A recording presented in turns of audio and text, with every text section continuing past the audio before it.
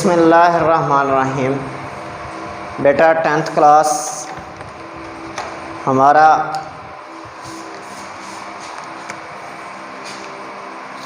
जो टॉपिक आज होगा क्लास 10th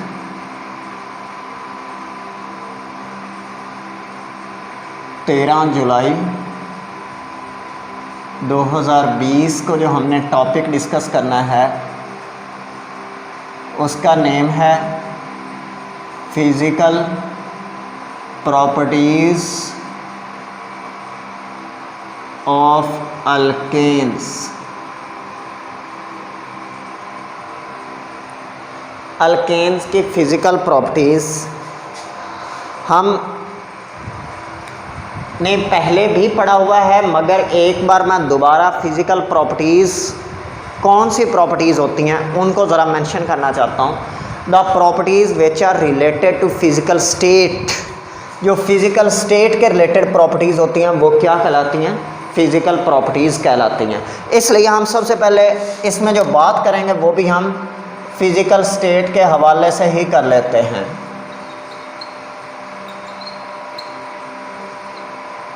तो अगर फिज़िकल स्टेट के एतबार से देखा जाए तो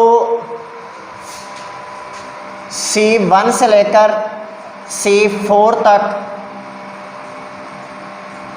गैसियस स्टेट है,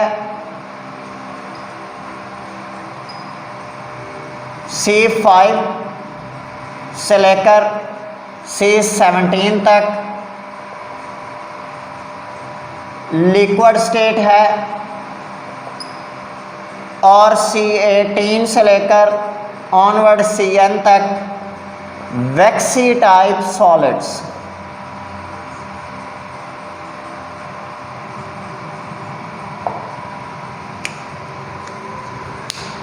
वैक्सी टाइप सॉलिड कौन से होते हैं? जैसे क्रीम नहीं होती, आयोडेक्स नहीं होती, इस तरह के सॉलिड होते हैं।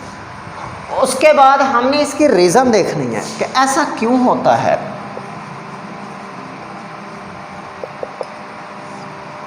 देखें, अल्केन्स आर नॉन पोलर। क्यों? कार्बन और हाइड्रोजन में बॉन्ड होता है। कार्बन की इलेक्ट्रोनेगेटिविटी 2.5 होती है, हाइड्रोजन की 2.1 होती है, डिफरेंस 0.4 का होता है। अगर आपको याद हो, आपने 9th क्लास में पोलर कोवलेंट और नॉन पोलर कोवलेंट बॉन्ड वाला टॉपिक जब पढ़ा था तो मैंने बेटा उसमें आप लोगों को ये तब भी बताया था कि जब इलेक्ट्रोनेगेटिविटी डिफरेंस बॉन्डेड एटम में 0.5 या 0.5 से कम होता है तो बॉन्ड नॉन पोलर होता है। तो इस वजह से ये नॉन पोलर है।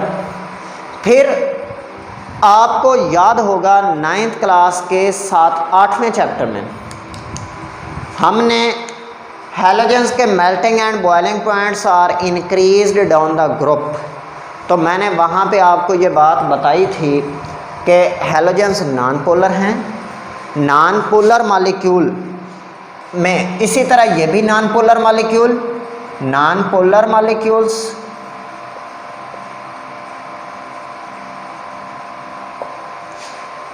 Non polar molecule poses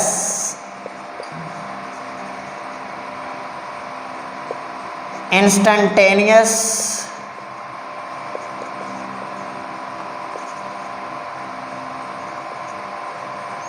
dipole induced dipole forces,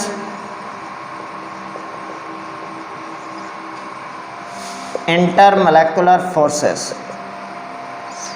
which are increased with size.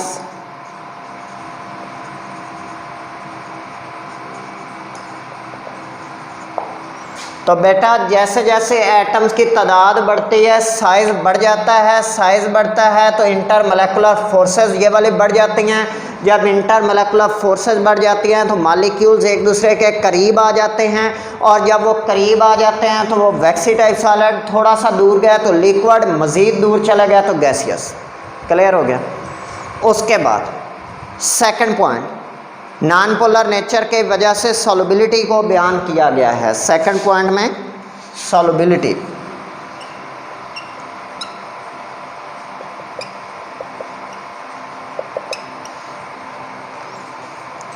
soluble in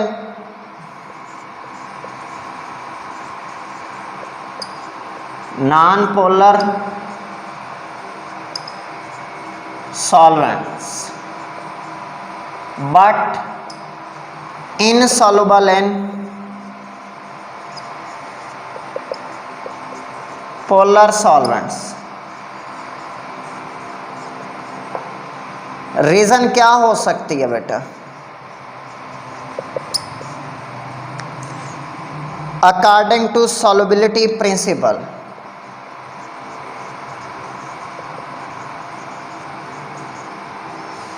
solubility principle, like dissolve like, कि जैसा सल्यूट होगा वो वैसे ही सॉल्वेंट में हल होगा। तो चूँकि ये हमने अभी बोला है कि नॉन पोलर मॉलिक्यूल्स हैं, इस वजह से ये फिर नॉन पोलर में ही हल होते हैं, पोलर में हल नहीं होते। Number third,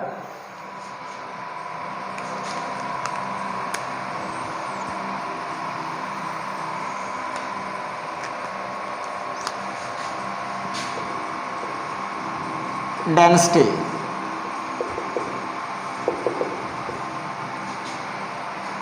increases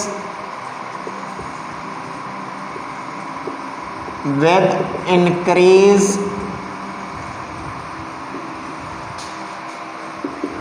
in molecular size।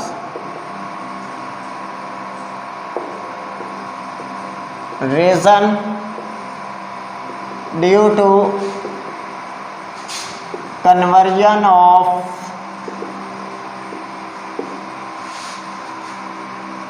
gaseous to solid state।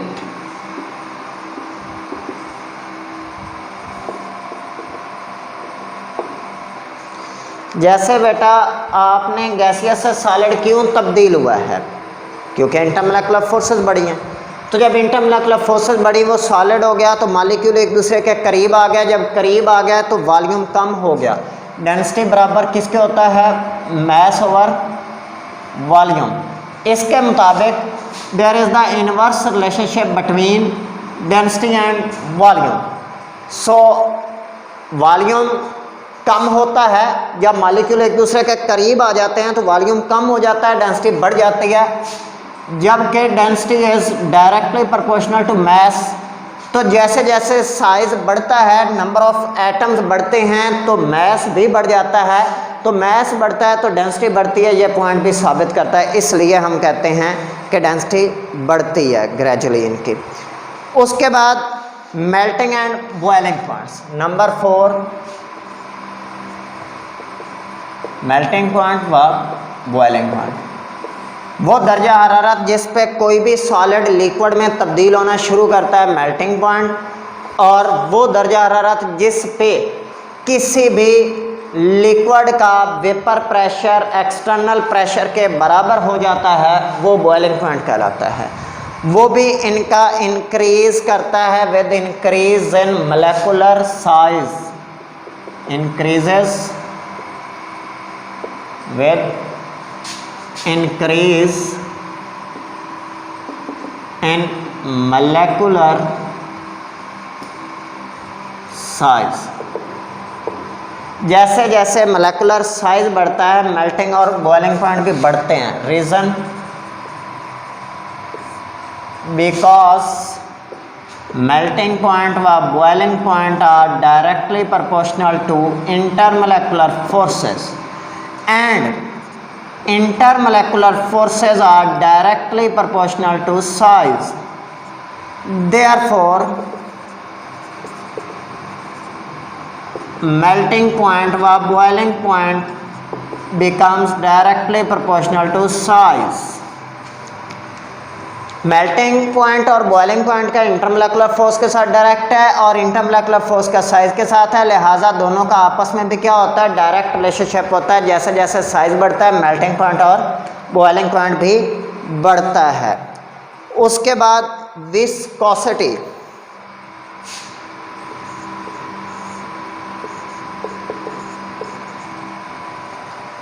Viscosity को आप यूँ कह लें कि गाढ़ापन है, रेजिस्टिविटी इन फ्लो।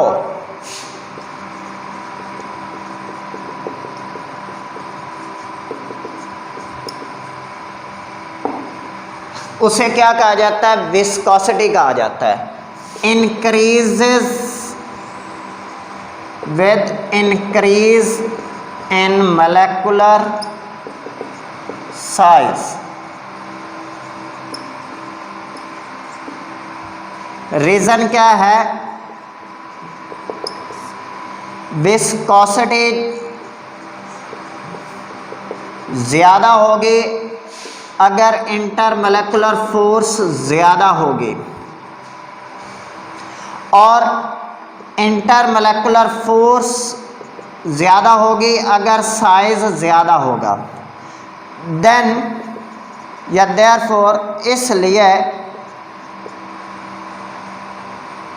ये एंड कर लें, therefore viscosity also directly proportional to size. So size बढ़ने से विस्कोसिटी कम हो गई, फ्लूइडिटी जो है वो कम हो गई और गैसेस का रेट ऑफ डिफ्यूजन ज़्यादा होता है, लिक्विड का कम होता है। यही साबित कर रहा है कि दोबारा से विस्कोसिटी चूँकि फ्लो का टेंडेंसी है वो कम हो गई। ठीक है, नेक्स्ट है हमारे पास लास्ट वन, कंबस्टिबिलिटी, जो हमारा छठा पॉइंट है, कंबस्टिबिलिटी।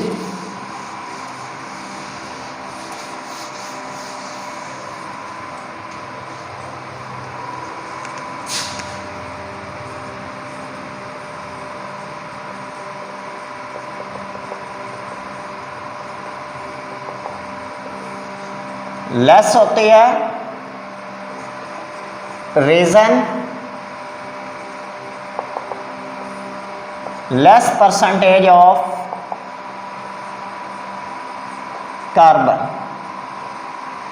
अगर आपको याद हो, आपने तीसरे चैप्टर में general characteristics of organic compound में कंबस्टिबिलिटी टॉपिक को हमने पॉइंट को डिस्कस किया था। तो हमने ये बोला था कि जितना कार्बन कंटेंट ज़्यादा होता है, इस वजह से ऑर्गेनिक कंपाउंड चूँकि कंबस्टिबल बनते हैं। तो अब यहाँ पे अल्केन के केस में कार्बन परसेंटेज कम होती है, इस वजह से इनकी कंबस्टिबिलिटी भी कम हो जाती है।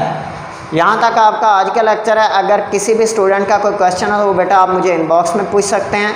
और एक अहम तरीन बात बताता चलूँ कि चौथे चैप्टर में से आपको एक लॉन्ग क्वेश्चन आता है जिसमें physical properties of alkane is very important, extraordinary important है, इसलिए आप इसे अच्छी तरह से याद कर लीजिएगा।